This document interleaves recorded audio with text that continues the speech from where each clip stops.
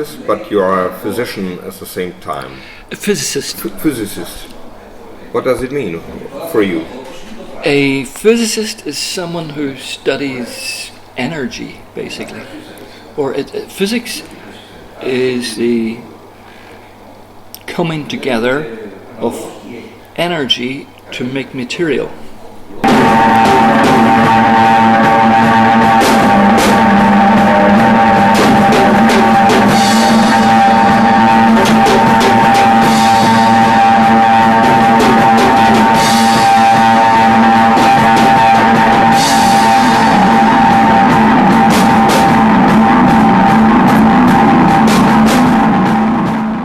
Always there. Every artist creates free space, but certain art creates bigger free spaces, and for me that's better or more desirable.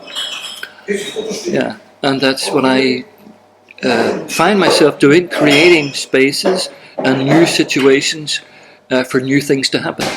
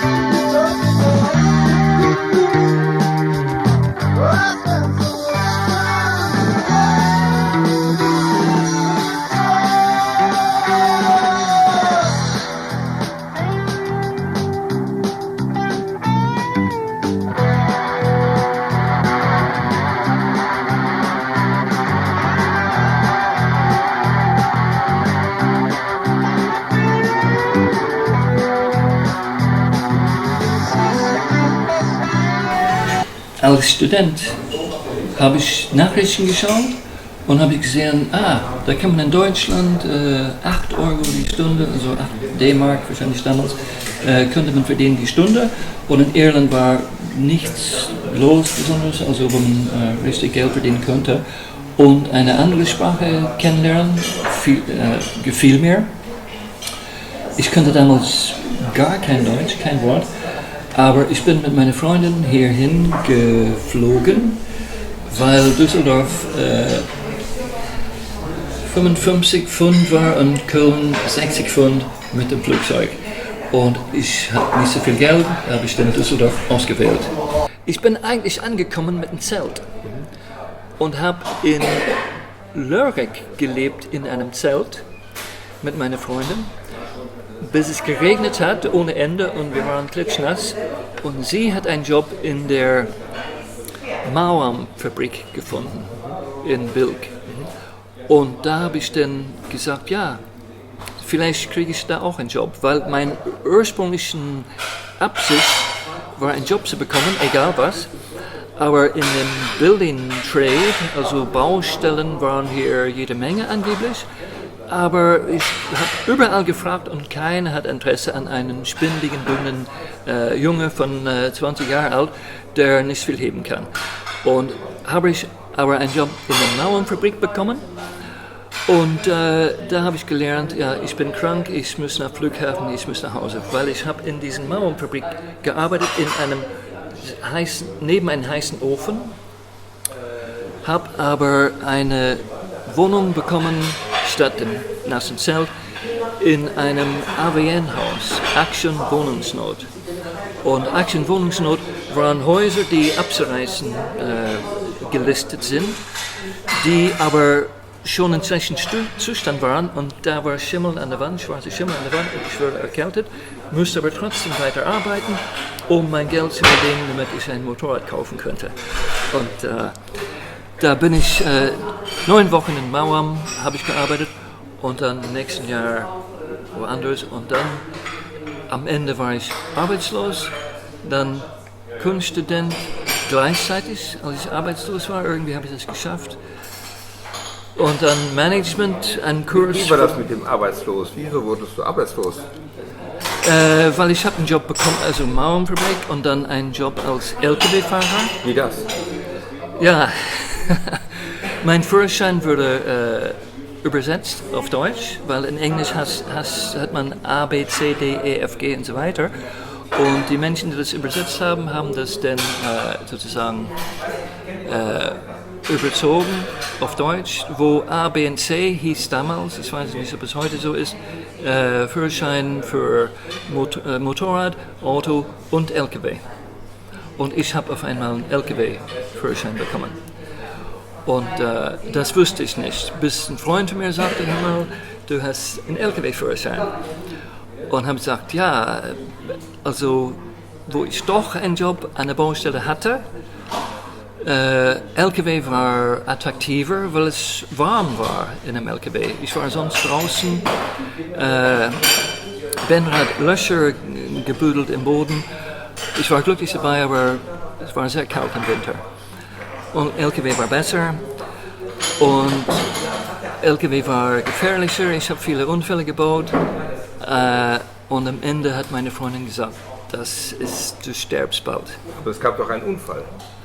Ja, es gab mehrere Unfälle, wo ich ein LKW zu Schrott gefahren bin, weil ich eingeschlafen bin. Ich habe 16 Stunden am Tag gearbeitet. Wie viel? 16. Und dann schnell geschlafen und dann wieder LKW abgeholt und ich war total müde.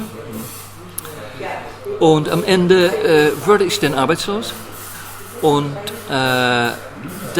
ich wurde auch entlassen von meiner Wohnung. Meine Wohnung in Benrath habe ich dann sozusagen alle Freunde eingeladen und sie haben ihre Freunde eingeladen und ich war irgendwann zur 7. in eine einzelne Wohnung und der Vermieter fand das gar nicht gut und der hat uns rausgeschmissen oder mich rausgeschmissen und alle kamen hinterher und ich habe dann in Kiefernstraße eine Wohnung besetzt. Ja. Dort habe ich gelebt als Anarchist. Und ich habe Physik studiert in Irland und ich wollte eigentlich Kunst machen, aber von Kunst kann man kein Geld machen.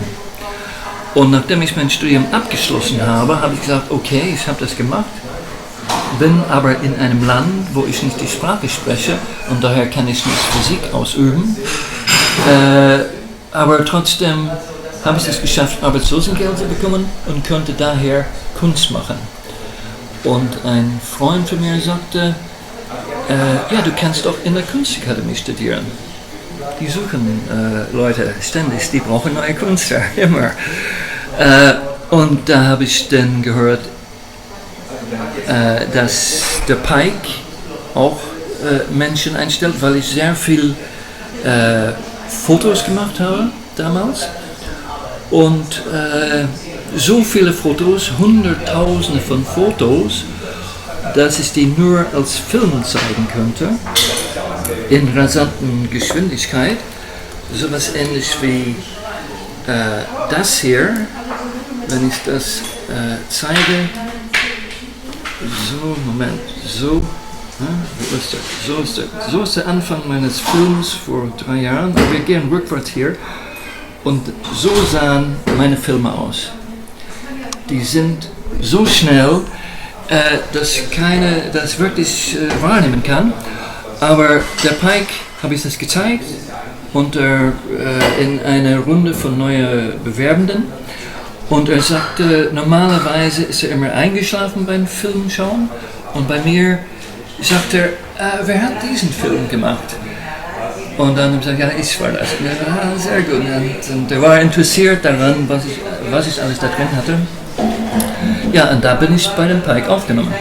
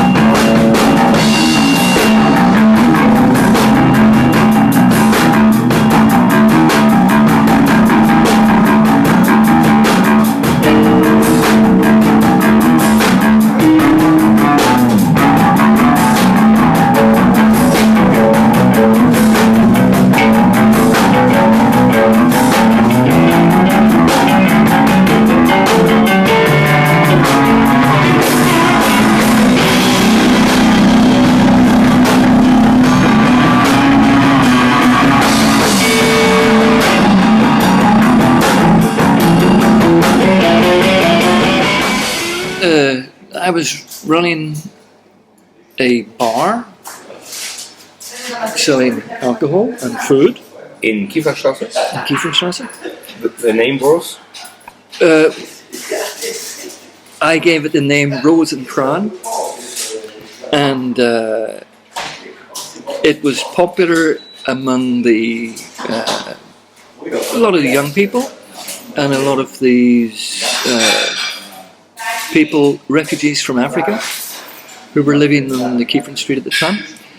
And one day, my partner, who I ran the club with, was disappeared, and he had all the money. And I thought, where is the money? What's going to happen now? No money to buy beer, no money to buy this stuff. And I realized, no, just you can give up and cry in a corner, or you can say, well, let's continue, make it work. It'll work anyway. It's if you stop, nothing's going to happen. So I went out and looked for some music, a band, and I knew that in Konsum, Ronstofferstrasse in Düsseldorf, there were practice rooms for groups. So I went there to find some music, and I went into the cellars and listened and thought, no, don't like that at all. Next one, no. And then at one I thought, oh wait, that sounds good. Yeah, that's great. And I hammered at the door. They couldn't hear me. And I waited for the music to stop, and it stopped. And I hammered, but then it started immediately, so I had to wait till it stopped again. And when it stopped, finally, I hammered the door, and eventually Doro opened the door, and Doro was in a band called Whitesnake, and I suggested that they play in our club, and she did. I recorded it with cameras, with microphones and so on, and that was the first gig in Düsseldorf. And years later they became popular in the heavy metal scene, and she's never heard the recording. I think I've heard it once or twice, and it's not the best, but it's... And that helped you for continue in the bar? Well, that was the first band that I found, and then I said, yeah, every week we're going to have a live music. And it was in the club? In the club. And then... It was a big club for the heavy metal is allowed. Well, it's about the size, it's bigger than this bar. And it was all illegal. Bezetzer-Szene. It was, anarchistic. And we could do what we wanted because the place had been abandoned. There were government buildings and they no longer tended to them. So we took over and used them for pleasure and to live in. So I lived there in one building and had the club in another building. And we had lots of adventures with fights. And how long did it run? Well, me and Detlef Weber, we opened it in 1981, and it ran for a year, and then Detlef went away with the money? No, well, he turned up again. He turned up again. The band turned up, and he was like, "Oh yeah, great." So and I said, it turned out he had disappeared for a day, and I thought he had disappeared altogether.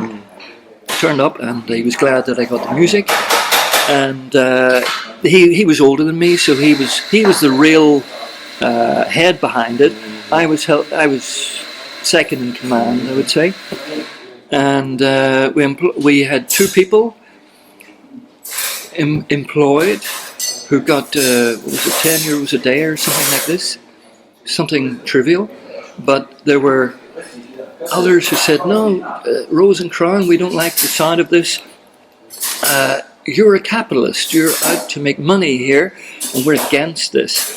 And they wrote on the big graffiti across the whole thing, "Capitalist Clive Ross." And I took pictures of this, I documented it. It was an interesting confrontation. And but basically, in the end, I was paying 90 cents a bottle of beer and selling it for 1 D-mark. And they said, "Yeah, why 10 cents more?" And I said, "I have to buy the petrol, the car, and we're working, and these guys get some money." But they were convinced, "You're making too much money here, that's not good." So they ostracized my bar, my club, and eventually I was studying German at the time, and I thought, well, look, I want to learn die Sprache, das ist sehr wichtig. You've got to learn the language so that you can communicate and express yourself.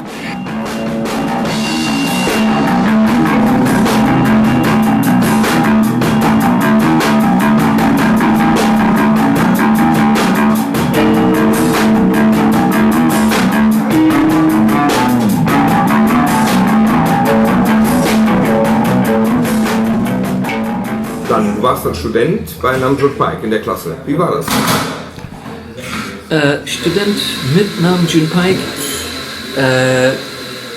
Man sah ihn sporadisch, nicht oft. Aber ihr konntet beide gut Englisch sprechen. Also der Paik hat Mischmasch gesprochen. Etwas Englisch, etwas Deutsch, etwas Japanisch, etwas Koreanisch, Griechisch, je nachdem, was rauskam. Und es war nicht einfach, ihn zu verstehen. Ein ganzer Satz hat vielleicht 3, 4 verschiedene Sprachen in sich. Und ich hatte den Eindruck, der hat Leute ausgewählt von lieber von vielen verschiedenen Ländern, weil einer seiner Projekte war, gleichzeitig von der ganzen Welt überall auszustrahlen in einem zusammengebundenen Ultra Highway oder was weiß ich, wie er das genannt hat. Und ich sollte Irland übernehmen und das hat aber nicht geklappt, weil ich keine Erfahrung hatte mit Broadcasting damals. Und aber der hat Leute von Australien, von Amerika, von vielen verschiedenen Ländern. Und ich passte dazu, also es war eigentlich eine gute Situation für uns gegenseitig. Die Studenten haben immer wieder gesagt, doch guckt uns ab, um neue Ideen zu kriegen. Und das macht doch jeder eigentlich, das ist normal. Ne? Dass man anderen Leuten mal anschaut und erregt wird und denkt, ah ja, das ist gut, aber ich mag das besser. Und ja. Aber richtig unterrichtet war sehr, sehr wenig. Aber er hat uns gezeigt, also mir gezeigt mindestens, dass man mit ein Happening, ein winzig kleines Ding, kann ganz wichtig sein und reproduziert und in neuen Rahmen gesetzt. Und diesen Augenblick ist auf einmal absolut der Kern von alles, was wichtig ist. Als Joseph Beuys gestorben ist, bin ich gefragt worden, ob ich nicht ein Tribut mache. Und in einer Ausstellung in der Diane-Straße, Diane-Galerie hieß das, habe ich eine Ausstellung gemacht und ein Happening, Tribute to Beuys. Und das war der kürzeste Film aller Zeit und nur ein Tausendstel Sekunde lang. Und ich habe das so geschaffen, indem ich die Ausstellungsräume absolut dunkel gemacht habe, dass nichts zu sehen war. Und dann die Musik von Ravel vorgespielt. Also ganz, ganz leise, immer lauter, lauter, lauter, aber super, super langsam, dass die Leute irgendwann ungeduldig waren und meinten, ja, wann kommt dann der Film? Und ich habe den Film erst gezeigt an die Höhepunkt von diesen und so weiter. Und einige, da waren bestimmt 40 Leute da und einige haben das nicht gesehen, weil die geblinkt haben, wo es gezeigt wurde. Und die haben gesagt, ja, nochmal zeigen. Und dann ja gut, das dauert noch 10 Minuten, bis ich mein Apparat nochmal eingestellt habe, dass das funktioniert und die Musik. Und dann waren einige sind gegangen und haben gesagt, ja, ich habe es gesehen, ich gehe jetzt nach Hause. Aber die meisten sind geblieben und dann haben geschrien, ja, ich habe es gesehen am Ende. Und der Film war das Beusische Loch von der Kunsthalle. Diese Kaminloch, die ist nur ein schwarzer Kreis und die habe ich fotografiert, ohne zu wissen, dass das von Beuys war. Und dann habe ich ein anderes Foto gemacht von was anderes und damals habe ich Dias gemacht und die Dias habe ich aus irgendeinem Grund zusammengesetzt in einem neuen Rahmen und das ergab ein Exclamation Mark, also ein Punkt mit einem Strich darüber. Und das war passend zu diesem Tausendstel Sekunde und das war das einzige Beusische Kunstwerk, das ich, wo er gelebt hat, fotografiert habe. Und das habe ich dann sozusagen als Tribute zu Joseph Beuys gemacht. Ich bin zufälligerweise, nachdem meine Wohnung auf der Kiefernstraße, diese besetzte Wohnung, nachdem es legalisiert worden ist von der Stadt, habe ich eine Woche später gesagt, so jetzt kann ich endlich gehen. Ich muss nicht Angst haben, dass die Polizei kommt und alles zertrümmern. Und ich habe es dann sofort freigegeben an jemand anderes und ich bin abgehauen, habe eine Weltreise gemacht. Und auf die Weltreise habe ich dann einen Stopp in Tokio und in Tokio dann Jobs gemacht. Und irgendwann habe ich gesagt, ich will weiter studieren. Und in Tokio Universität, ich bin aufgenommen dort Und dann nachher festgestellt, Paik war auch in Tokyo Universität. Und ich habe einen Freund, einen japanischen Freund von Paik kennengelernt. Und er sagte zu mir, hey, der Paik ist hier nächste Woche. Und ich habe sonst nicht viel mit der Kunstszene in Japan zu tun. Das war ein Zufall, dass er mir das gesagt hat. Und ich bin dann auf die Ausstellung und den Paik wieder gesehen. Der war total überrascht, dass ich da war. Und seltsamerweise hat er mich erlaubt, ihn zu filmen beim Reden und beim Interview wie jetzt. Einem Interview und auch eine Aktion, wo er auf die Straße gegangen ist. In dieser Ausstellung hat er unzählige Bilder und Dinge, die interessant waren. Das war voll mit Menschen. Und irgendwann habe ich gesagt, ja, ich habe alles jetzt gesehen. Ich brauche ein bisschen Luft hier. Und ich bin rausgegangen und Paik war auf der Straße alleine mit seinen Roboter. Und er hat diese Roboter in Tokio sind kein Bürgersteig, das ist ganz flach und die Straßen sind super Qualität, die sind ganz glatt. Und der war dabei, diese Roboter über die Straße laufen zu lassen mit Fernbedienung.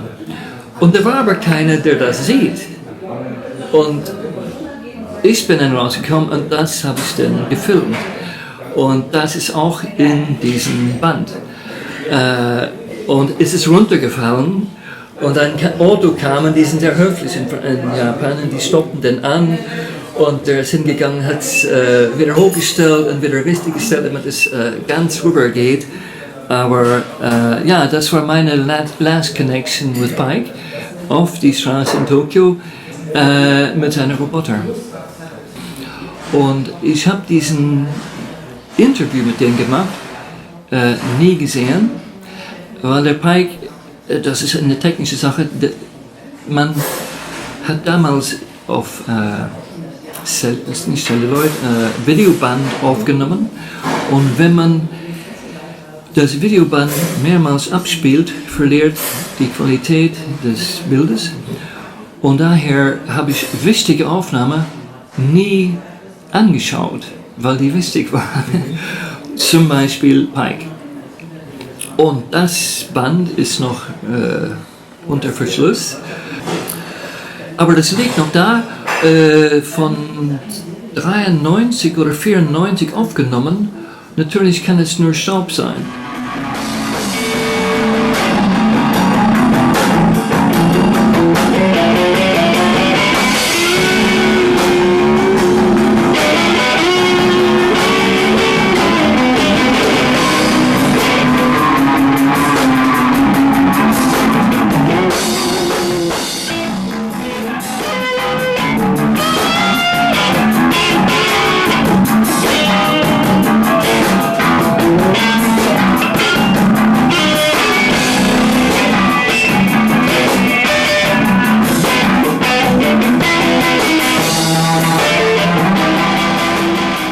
What is coincidence for you? A coincidence is where two things come together which were not programmed by the sources, but which crossed in the same location at the same time. And then their similarities flashed and something sparked, something was significant, something significant happened.